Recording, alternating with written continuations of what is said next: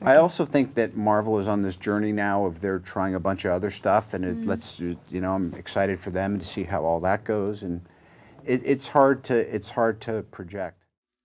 Welcome back, everyone. It's Charlie. James Gunn just put Marvel on full blast recently during an interview where he spoke about the current state of all comic book movies, both Superman stuff, DC movies, and Marvel at the same time, speaking with insider knowledge because he was in the higher circles of Marvel for a number of years before jumping ship to become the new Kevin Feige of DC.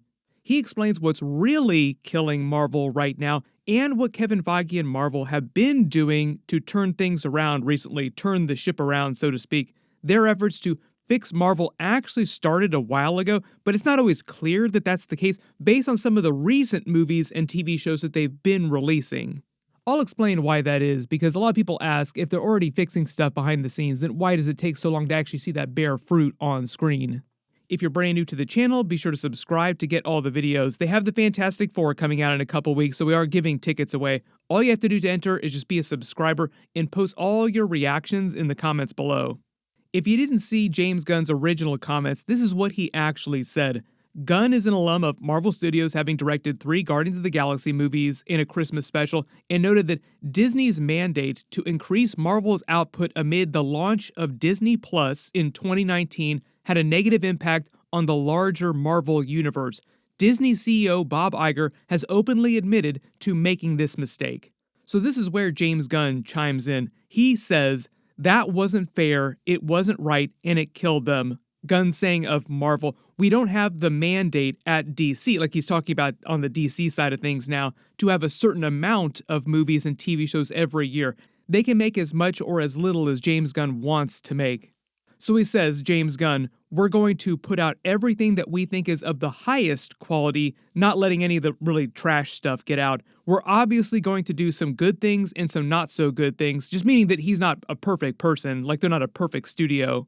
But hopefully on average, everything at DC, like the new DCU that he's making, will be as high quality as possible. Nothing goes before there's a screenplay that I am personally happy with. Kevin Feige was actually a really great model for me in that way. So one of the other comments that he made that was part of this larger statement was what was killing all movies just in general, not just Marvel, DC comic book movies, but in James Gunn's mind, the thing that was actually killing movies was really people just making very bad movies because they were trying to rush them out without finished screenplays. Marvel has been famous for making movies like this ever since the first Iron Man movie, like way back when things started in Marvel Phase 1. They've always made movies like this. They'll start shooting without an actual finished script, and they'll just kind of fix things along the way, like tune the movie as it goes along, and then fix it in post. That's like the famous quote, we'll fix it in post. What had saved Marvel before, like why there were some bangers before, is because they were focused on such fewer amount of actual movies, so they had way more time, way more attention to pour into fixing the movies before they got released.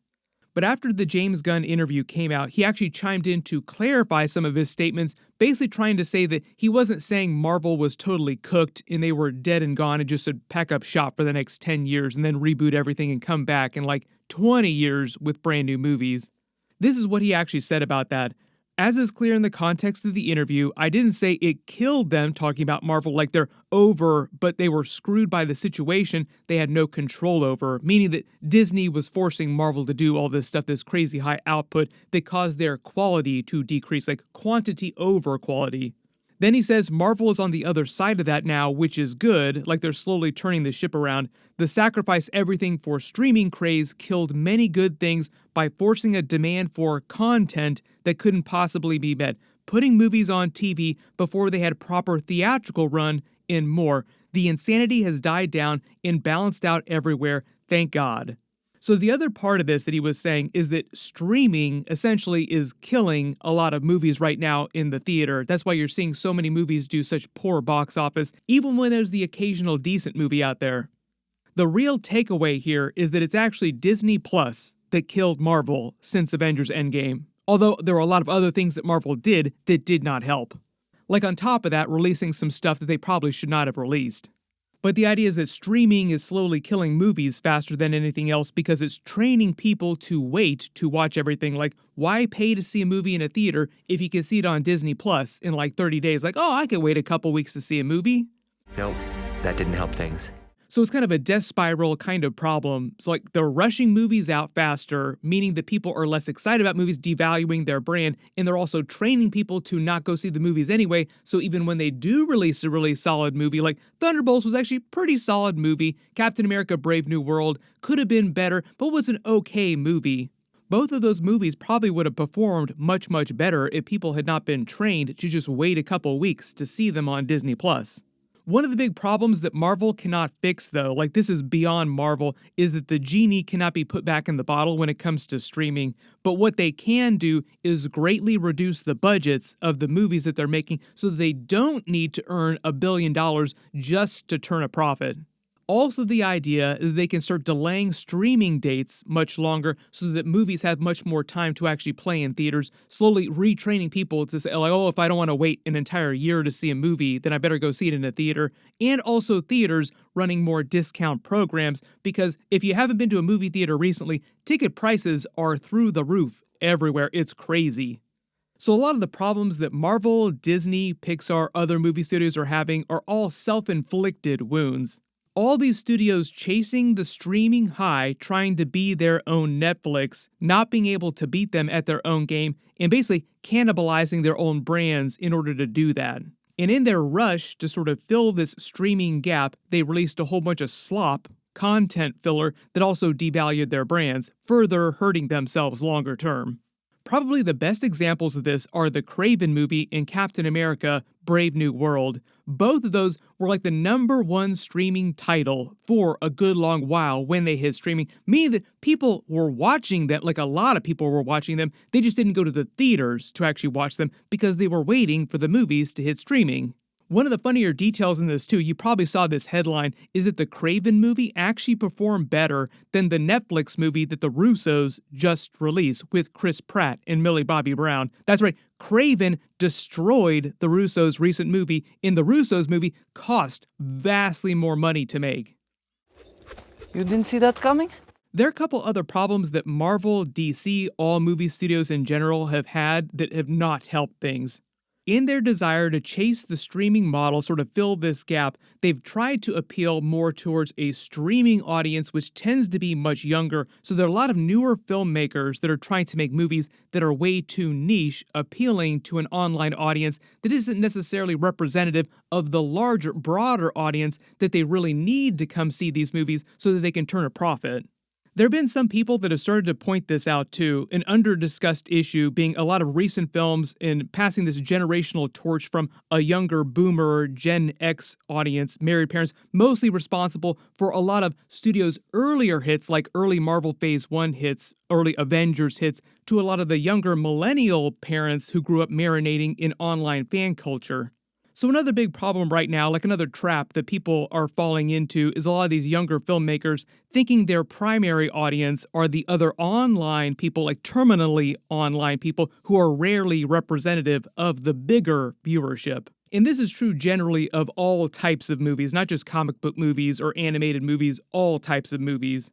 You can already see some of the ways that Marvel has tried to fix some of these issues for their movies and TV shows. So first was dramatically scaling back how many things they were making and releasing at the same time. That started with Deadpool and Wolverine in 2024. It was the only movie they released that year. Then this year in 2025, they only had Thunderbolts and Fantastic Four, which will release in a couple weeks as of me posting this video.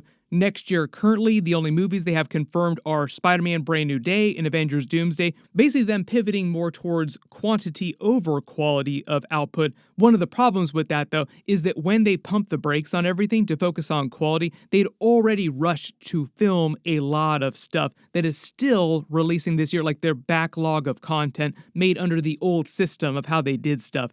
Really good example of that is the Frankenstein, Daredevil Born Again Season 1. Season 2, though, is made on the quality model. Friendly Neighborhood Spider-Man, Ironheart, Marvel Zombies, the Black Panther Eyes of Wakanda series, and Wonder Man. Most of those were supposed to release earlier, then got delayed, some more significantly than others. Hopefully the delay will allow them to polish everything and just make it better. The next big part of Marvel's plan to fix everything for themselves for their movies is to focus on the broader audience. Remember how I said a big problem the last couple of years has been a lot of people chasing streaming audiences, online audiences that aren't representative of the larger audience, like more niche stuff? As a family. Marvel is now focusing on the broader audience who are families with children, many children in some cases. Probably the best example of that right now is the Fantastic Four movie. They've been marketing it as a family movie, literally as part of the actual story, like it's a core part of the story. Vin Diesel will be proud. It's all about family.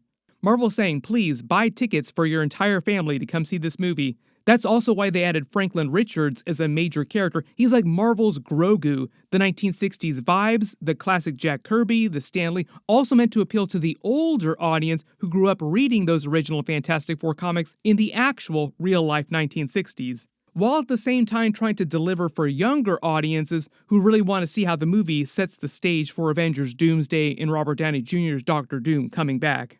So the idea is that Marvel's trying to stack the deck and get as many different parts of the audience, like 4-quadrant movie, to come see this.